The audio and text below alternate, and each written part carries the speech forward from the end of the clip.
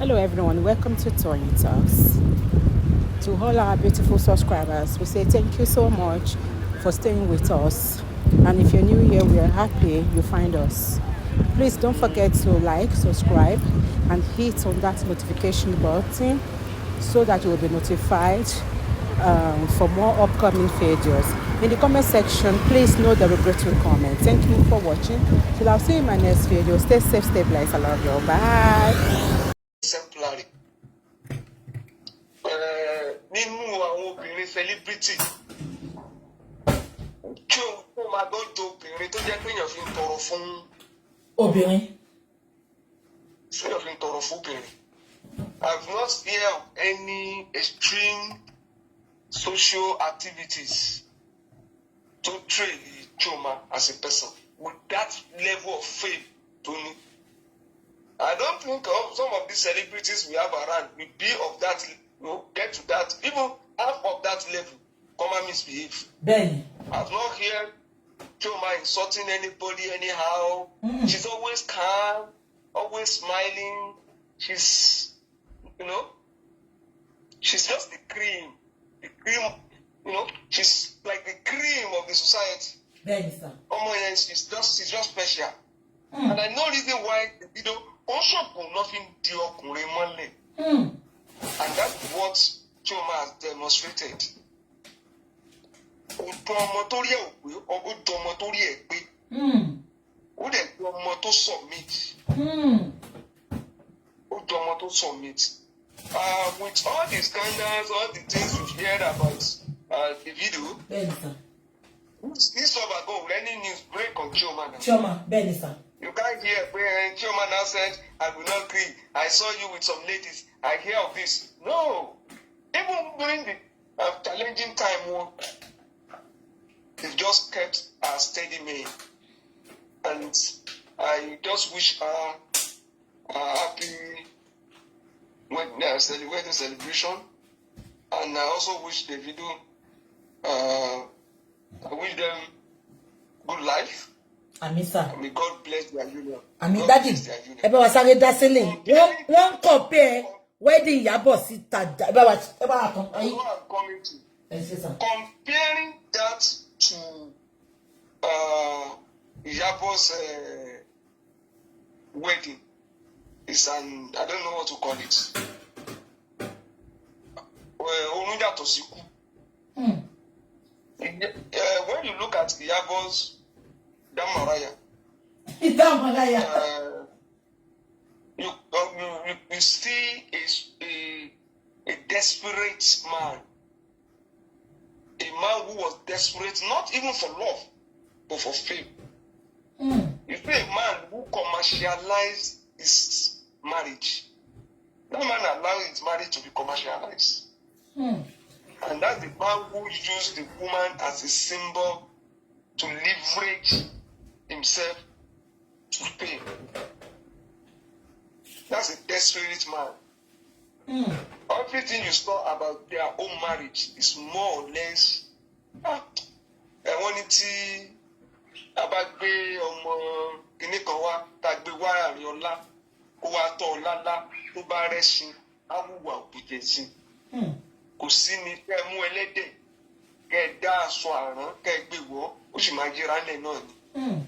You will see at the end of the day with all the packaging, because there are things that you don't need to package. Once you have it, you have it. You have it. You earn it. Ben. And you see, the people who have it make things simple. Everything that is good is come in a simple state. They come in a simple form. When you see people who want things to be loud and the whole world to see it is emptiness. And you can see, when you look at what happened yesterday, you see class. I mean, then the videos were, you see class, you see taste, you see simplicity. And that is why you can't compare it with Damaraya kind of wedding that they did. And that is why, when something is sweet, when something is good, when something is everlasting, there is you see the theory of it, the consistency. Look at the videos where celebration from day one. Oda big bad thing you come fagidi look by now. So it's an instant comparing that with that of Iyabo's daughter's wedding. Reality. Ote Japoni. Damaraya. Why you sang go beba Allah?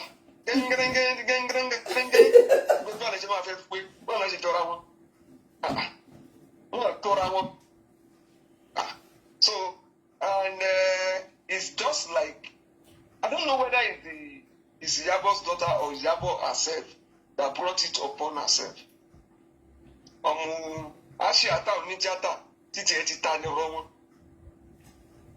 It's as simple as that. Okay, sir. My sister, you see, that is the definition of our own wedding. At the end of the day, king of your work, Bobata, Bosita, Lunibata Sita.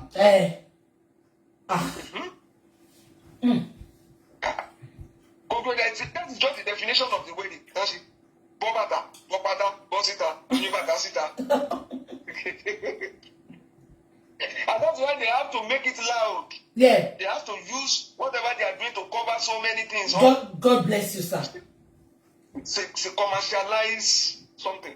Everything you see at Erin Yabo, Bonnet Yabo, Naira and Koboli, it has nothing to do with value. And it's not something that has, she's not offering the society anything good. At all. It's all about Naira and Kobo. Whether somebody is lifted or destroyed, whether somebody's package has been loved, somebody's package has been helped, it is all the same. And if you move from that to the issue of DJ Slash, you see that it's not different. It's all the lens to what you Yabo. The only thing you can see is Naira and Kobo. And using innocent people as shit, as tool to achieve our own goal. Look at the issue of DJ Slash. She reached out, or this lover reached out, and this lover sent somebody a willing tool, an operator, to DJ Slash. From onset, she DJ Slash get witness in Naira Marley. If you want to help DJ Slash, what you should have done is to just bring one Davido or one whiskey that you shouted, or one Tiwa Savage. So say, please, I have this issue. Please, can you assist this guy? Just hospital 2 million now. Every day, if you want now. Check on it. Check the cameras on your matter. It's a fundamental issue. Come on, and it has nothing to do with just nothing. That day, my father should have bought DJ Splash. If I bought choice, you got to pay money. Only now, she brought you see, one thing about Iyabo is this. She's good at packaging people as material to achieve her own, for the purpose of achieving a selfish goal. And at the end of that selfish goal, you will see Naira and Kobo there. And somebody must be destroyed. That's what you see in DJ Slash. Okay, even the case she brought out that DJ Slash told her something. Why is that not on camera? Why was that not shown on camera? Abi? What DJ Slash told you are protecting your own son. And you are exposing the Slash. Oh God. At the end of the day, to see you that they are never interested in solving any problem. At all. Lonely equipment you need for empowerment so that it will not go back to where you say you brought her from. At that point, you said you have your own problem. You can no longer help the Slash. But over to Lenya Kokuleni, don't have every material.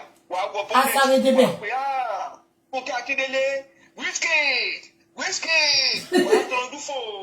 But when it comes to lifting somebody's up, really, genuinely, you are not there. Lady Bitotin Pariwo, we pay any independently. Why is it that any time Iyabo is helping somebody, there must be somebody to be destroyed? Tell me somebody that Iyabo has helped independently. Why should there be condition for somebody that you are helping? Why do you always attach condition to you helping somebody? If somebody is going up, somebody must come down. If somebody is to be lifted, somebody must be destroyed. How? The same thing you pretended that as if you are helping Naira Marley. I know Mohbad. As if you wanted to help Mohbad. You pulled her out of Naira Marley label. Benny. And the guy was just swimming against the tide, not in favor. There was nothing favorable to Mohbad after he left Naira Marley. He was swimming against the tide. And there was no helper. If what is the partner saying, is there anything, so many things that he told you cannot even help him in getting justice. So that I told you, he was watching his back, he was looking at the front, and you can still not detect who was chasing him, what Mohbad was afraid of. What was that thing? Somebody that you could take out?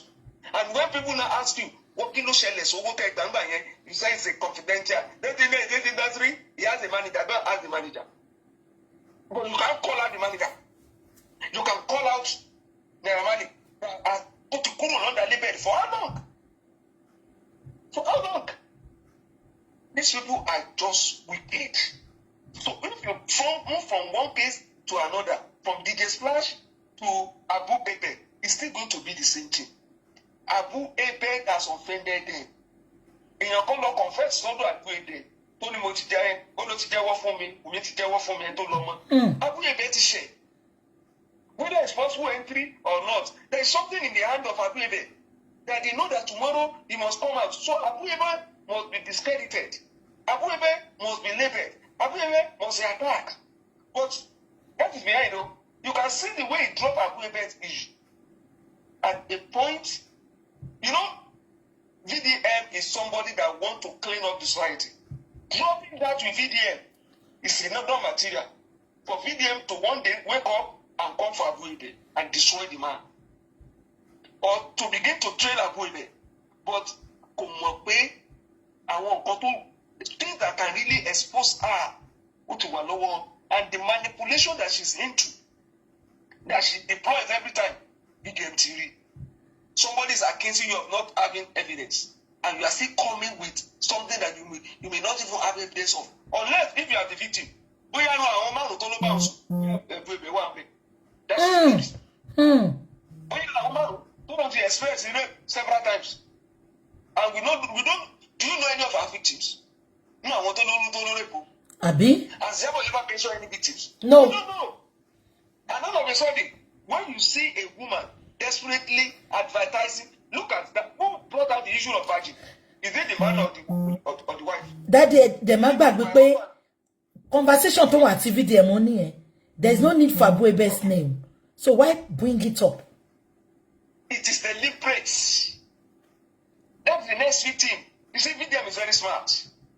If it is not true, you are the next victim. They are cooking something already. They are cooking something. And you know, somebody thinking, oh, I now have a new friend. We can work together. And whoever was expected to be the next project. That she would work together with VDM. She was cool. She thought, oh, and you can see her follower saying, we are so happy now. Until Yabo at VDM to Paris, Jawo. In a second, what is it complete by the VDM? You want to Paris, Daddy? Olórí burúkú Kudi ẹ ló kọ́kọ́ gbé njo náà tó ní ẹ̀yin tẹ́ máa ń dá síjà ojú títì congratulations Ìyábọ̀ àti VDM ti parí ìjà. My sister, it is the same song. You are talking about Kudi, lawyer to fẹ́ Jésù carpenter. Focus, don't be say we. It's a good name. Olofo placenta. Olofo mi gbé wá placenta. Olofo placenta. Àti lawyer tó fẹ́ Jésù carpenter. Sawdust ni nígbà wá po ẹni dúpẹ́ lọ́wọ́ bàbá tí ò kó mọ́nú sawdust tàbí lábẹ́ pákó. Look at the entire circle. Ìyá lókè lọ́hùn. Ilé onídòdò kiri. Ọmọ tó tẹ̀lé mẹ̀kánò olùgbẹ́jù. Look at their structure. Mo tún lú fítífítí bí ìrẹ̀kẹ́ àwì. And you know what do you expect from school? I'm feeling like be flask and day. I'm a flask, you know, see, and they and that. Ṣé gbọ́ kí ni Daddy tún sọ yìí. A fi ni wọ́n bí flask Àyìndé. Flask táyìndé wá sí gbé dání ni Daddy sọ.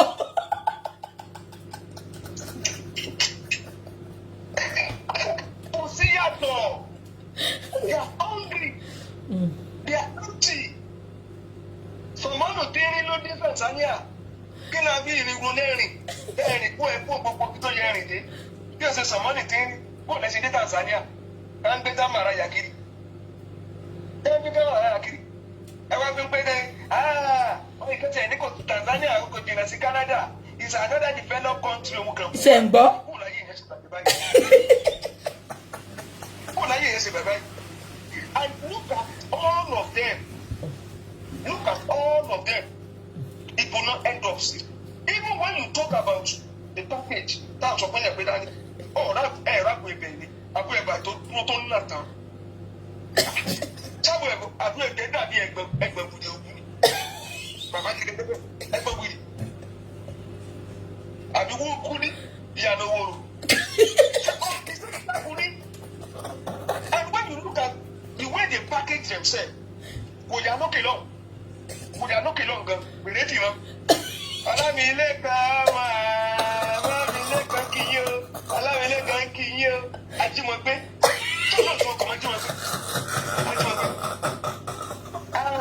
Emi eya rere, okiyo, alamileka ma, lasabi. Ó ṣe jọkùnrin pé ló tún jókè ní graduation. Ó wá bẹ̀rẹ̀ graduation ọmọ ìyàbọ̀. Mo ní ti rí. Ìyá òpè ọ̀hún gan ọmọ rẹ̀ béèrè pé ọmọ èkó ó ló ṣe bá bí engineering wọ́n ti rẹ́ tó ṣe bá bí engineering èyí obìnrin èyí àkọ́bí rẹ̀ lóbìnrin pípa tó ní iṣẹ́ international estate attendant ni lórí bẹ́ẹ̀ di PSO international estate attendant lórí bẹ́ẹ̀ di PSO ló ń dì sí. Lórí bẹ́ẹ̀ di PSO ló ń dì sí. Kí ni àtọ̀ ṣáwọn yẹn náà di the same cycle. It's the same circle, Kosiyato. So when you're not talking about or Agwebe or DJ Slash or any other issue that you are talking about, nothing changed. Kosiyato. It is the same people. It is the same character. And you see some level of mental imbalance. Mental imbalance. Wèrè ní gbogbo wọn. Ìdí tí ó Abimaku ìyàwó tẹríba kí ni ìyàtọ̀? Tí ẹ náà bá ranjú gbàgbé rẹ̀ ó rò pé oògùn ẹ̀bí ìgbà tí ò lo oògùn ni. Jọ́kàn ranjú. Abimaku. I think objectively we can confirm now. Thank you for that update. Thank you now wonder article of no commercial value. Ó kàn kóra wọn kì í náà kò sí yàtọ̀. Láti náà ni omi adágún. Daddy mo fẹ́ bèrè nǹkan. Ta lè ń pè l'Abimaku? Daddy ta l'Abimaku? Unity báyìí tó ní kọ́ bá yíyẹ dé. Wèrè at the point of èmi ò rí ibi tí ìyẹn ti ń gba the grace ayé tó jò àwọn tó dúró tí ń dọ́tọ́ máa kú kí ló fi sọ wọ́n lẹ́sìn. Àbí ilé ẹni dòdò kiri tó ní ilé onídùú náà dùn sí. Bí gbòdè lẹ́yìn náà sọ nígbà tí ìyàwó náà sọ̀rọ̀ rẹ̀ bàbá kí ló sọ? Kí ló identity tó sọ fún? Ó ní bàbá òun mú all kind of things in my body life will begin to work. You now want to compare somebody like that with Davido. You get insult now. Insult burúkú. You get insult now. Gbogbo orúkọ yẹn ni Adé tó lékè. Wọ́n fẹ́ máa wí pé àwọn ẹ̀wọ̀n tí ń dó lójú kan. Ìyábọ̀ tí ò jó. Kí orí ibi tí ò rí bí ti ń dó. Ìyábọ̀ tí ò rí bí ti ń dó. Àwọn ọmọ adágún wọn ò kúrò lójú kan.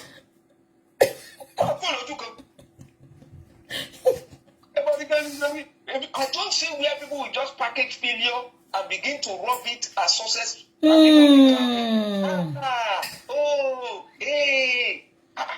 Package failure. All of a sudden, all that's an shop. All that's also for you, I rented the shop from an elderly woman.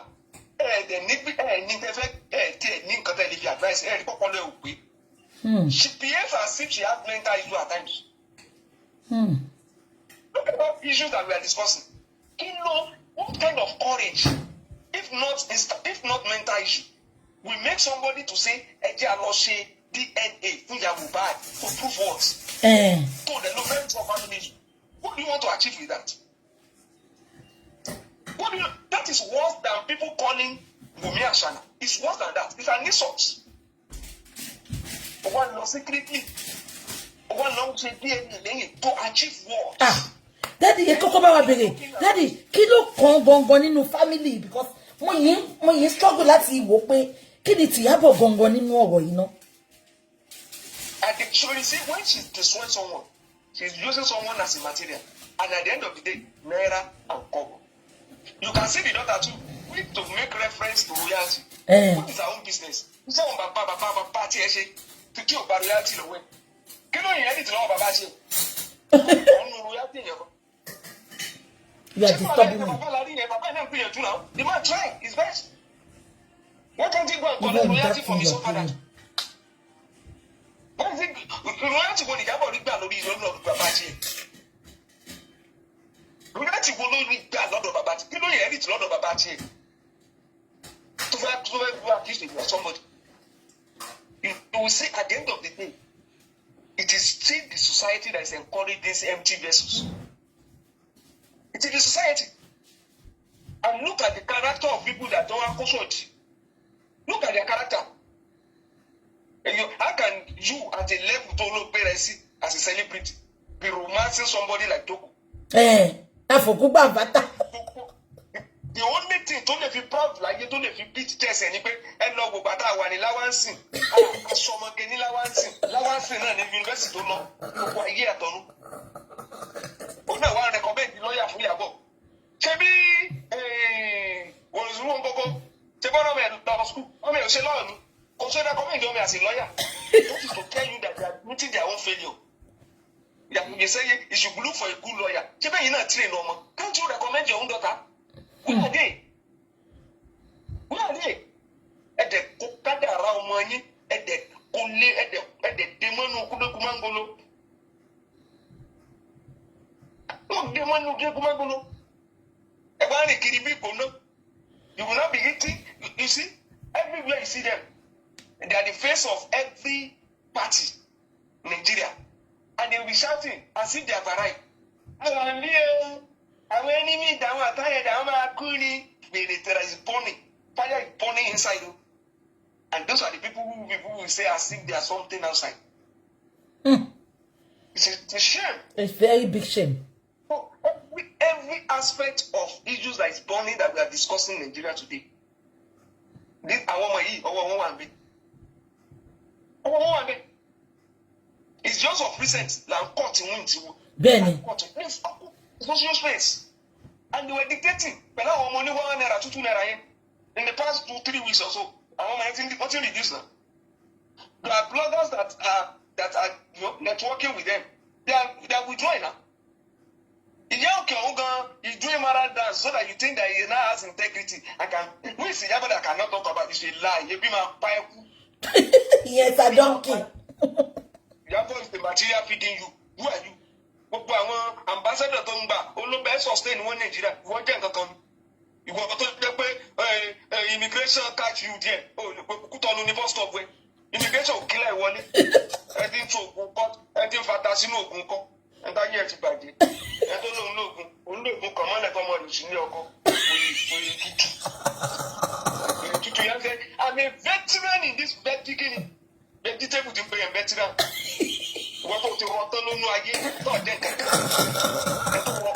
Ọ̀rọ̀ tí ò lóko. Yá àwọn sọ pé ẹ̀ẹ́dí mo fẹ́ protect àwọn ọmọ mi ẹ̀dá òun náà wà. Daddy, gbogbo mẹ́rin tó bí wọn jẹ́ èèyàn. Níbo náà ti ń bo ni? Ọmọ tó bá dín ní òun ìgbé pamọ́ ó máa hàn ní. God bless you. If your children are doing well, wọ́n á show at their own pace. Their space and pace will be secure for them.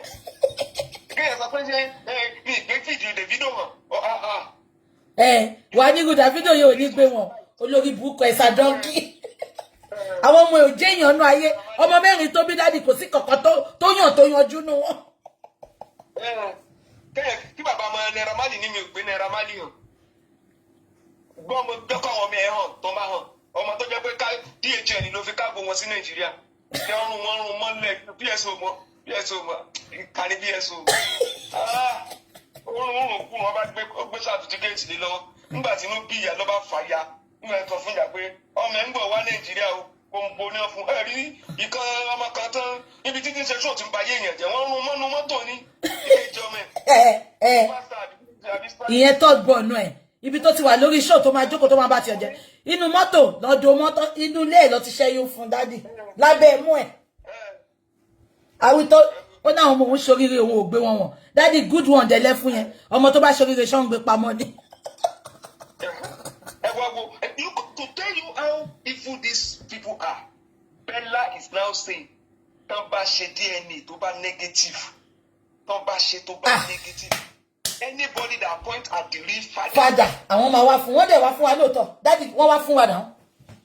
Bẹ́ẹ̀ni, ẹ̀yin tẹ́ ẹ dẹ̀ mọ̀ wípé ó ṣùọ̀ fún yín. That means you know that there's a real father.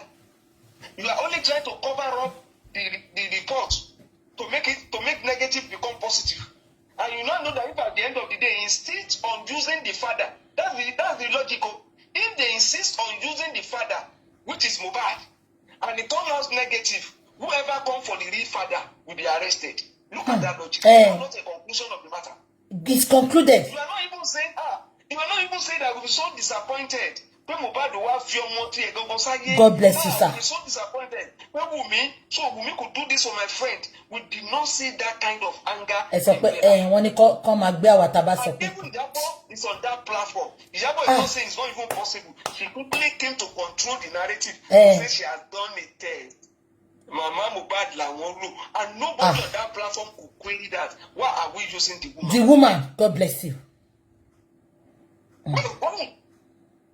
And you are the same person telling that man is desperate, is greedy. But in the group chat, we've seen your greed, we've seen your desperation, we've seen your illegal approach to issues. We should see your democratic, but you come out and say, I wish I'm entitled to by the law. The delete of ADR judgment. That the judgment, the law to award penalty for. We just finished ADR session. Is ADR bending on anybody? ADR is ADR binding. Not even reconciliation, not even arbitration. ADR. He doesn't know that the stages of ADR, the kind of ADR that you went into, is it binding? If it is ADR, if because it wasn't binding that you let that ADR for the re-proceeding, and judgment was delivered. Oh no,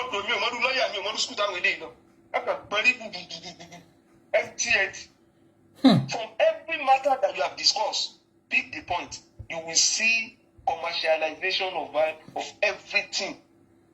There is no humanity in the way anything they do. Oh, I was sorry from DJ Slash. Only one from DJ Slash. Oh my God, I don't want anybody to record me. I don't want. In fact, oh my God, he didn't even want anybody to do that. Daddy, at that time. Daddy, ẹ̀gbọ́n kan tí VDM sọ, ó ti gbé fídíò síta mi tí ìgbọ́ná. Ó congratulate Davido. Ó ní, I just left the police station. Una go cry tire ke. Next narrative go load this night. Jokers. Bí ó fẹ́ load, ó fẹ́ put it. Àmọ́ kan tó lọ sí police station fún bá gbọ́ later. Ẹ má sọ wẹ́yìn lọ Daddy ẹ má bínú. We go watch him.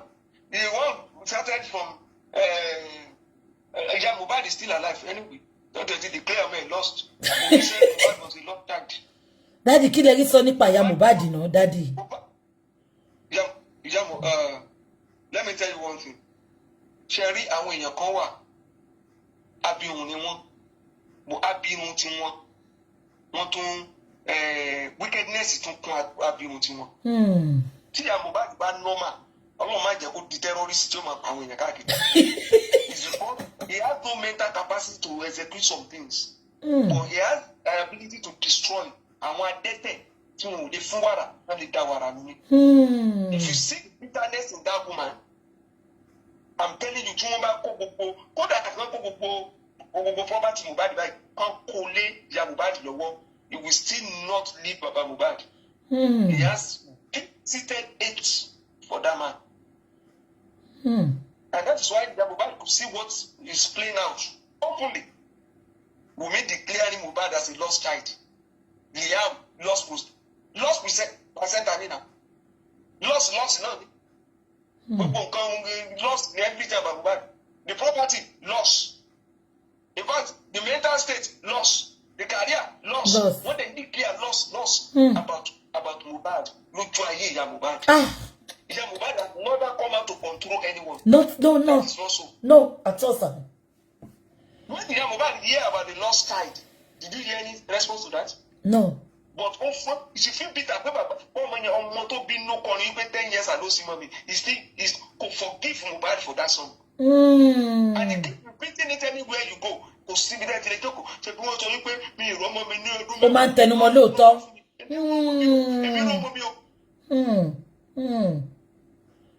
that is still haunting you. You can only overcome by being more responsible if you really mean well. Daddy, te ba de lo wo gbogbo orin Mohbad kò síbi tó ti praise ìyá ẹ̀ rárá rí. Ìyá yẹn lẹ wá ń pọ̀ sẹ́yìn. Ìyábọ̀ sọ pé ìyá dáadáa. And for those that are saying, case tó yẹ ká máa jẹ́ until we get justice. Lágbára Ọlọ́run, ẹnìkan kò ní kú nù wa. The case to clear. The driver told us the time he was called. Let's see the IG now. Let the IG now direct the forensic. And the Rosa Fenware saw the CTC is still there, even though they tried to delete some parts. Even that of the nurse, that nurse challenged, the nurse was asked, what do you think actually pied Mohbad? And he said he should ask the wife. That is why they no longer in the CTC. Ironi, wọ́n fi CTC daddy. Osime, what you do? Gbogbo wa de la gbọ́ tí náà sọ pé kan béèrè lọ́wọ́ ìyàwó nǹkan tó pa. It's left for Sanu Wahab ko challenge ṣe bí Wahab ambegba tó sọ. The details of time that the Rota told us in the cities is still intact there. The Rota said it was called at 11:45. Yes. I think the driver that said it was called at 11:45. The Rota said it was confirmed, it was called at 11:30. And you are now telling us that the nurse arrived at 2:30. The Rota said they called him. Wow. Is he there? It was called around 11:30 a.m. And they are not telling us that the nurse, and as at that time that they called the nurse at 11:30, they told the nurse that the nurse was there. So why are you not telling us that another nurse arrived at 2:30? Daddy, there's two nurses. We will not confirm a long interview. I'll send the video and see me. Only nurse can soon overnight. Only then another one. Why? Yeah. There were two nurses. Shall I also overnight and see, Daddy? Mo believe we nurse Mohbad gongon here. Because now they should have been new nurse, Daddy. Actually administer. And when you see who called the nurse, you see that Abdullah said the personal nurse of Mohbad. It was CY that called, that had the number and called. So. And they now told us that the nurse said it was not available. Who has checked that conversation? As we can we have forensic of that? Abi? Where the nurse said it was not available. Abi? And that the nurse did not come. Elenwa justice. They need a full forensic. Daddy, most of you now. Daddy, I need opportunity lati mo nínú ibi tó ti ṣe phone Mohbad phone calls at my one network here. Bàbá yẹn sọ pé orí kíní Mohbad wọ́n gbé síbẹ̀ ni pé ẹni tó bá go deep idea máa yọ ńbẹ̀ wọ́n á dẹ̀ pé kí ló wà ńbẹ̀ wọ́n gbé gile ni pé don't go deep.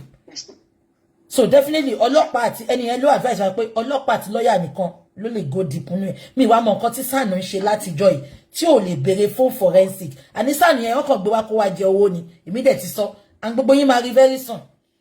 Sanu ò béèrè ibi tí mo ti fura sí Sanu tá ń sọ ẹ̀. Daddy mi. Ṣẹ́rí bí tí mo ti fura àtijọ́ yìí Sanu ní kó pé Wùnmí padà wá sí kóòtù rí kò ní kó tún Wùnmí gbé wá wọn arrest Wùnmí fúnjọ́ kan rí. I don't want to talk much. Dáadé kúkú mọ̀ pé ẹni tẹ́mi bá ti dárúkọ ó máa padà wá lulẹ̀ ni. Warrant from Jomi. Warrant from Baba Korede. Ìyẹn kẹ̀ ṣé yẹn ìwà láyé ni.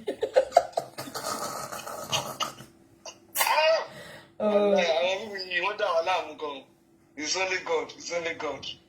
Ọlọ́run nìkan ni o Daddy.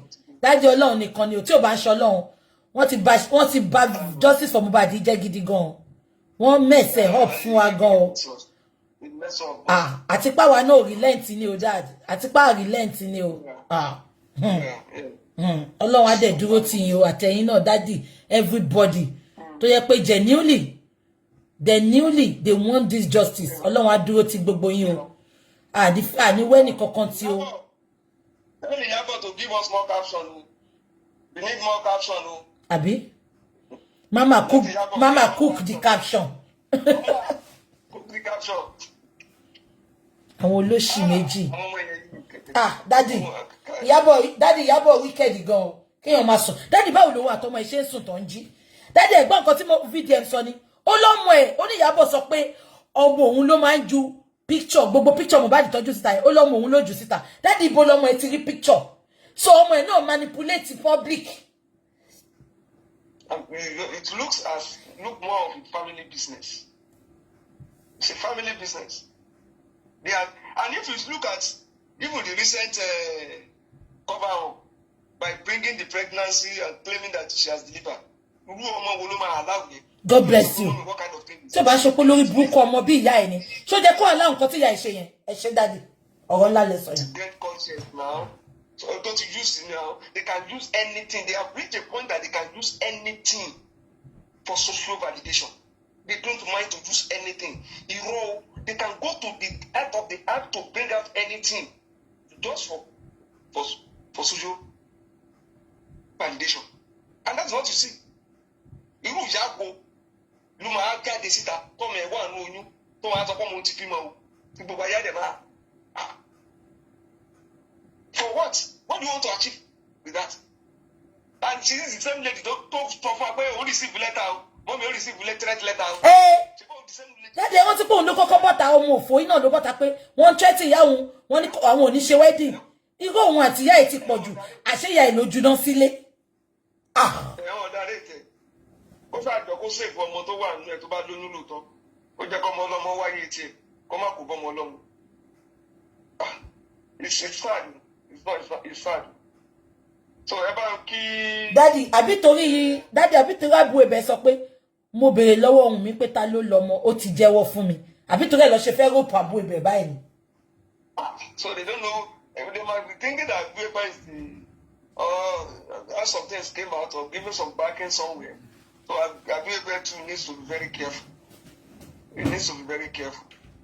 And I have a strong feeling that VDM will even have some details. It's possible that VDM even recorded their conversation. I trust him. VDM money sọ̀rọ̀ kó má ní evidence o. Á jẹ́ kó lọ arrest o. Ẹ rí pé wà tó sọ forceful entry ẹ̀ náà. Ó máa evidence ẹ rí pé Iyabo charge ẹ̀ dì sí pé ó sọ pé wọ́n forcefully enter ọmọ òun. Kò sọ mọ́rọ̀. Ìjọ tó ṣe live video first video gan kò challenge VDM. Kàkà kó challenge VDM. Ọlọ́pàá tí ò mọ̀ kankan ló lọ mú.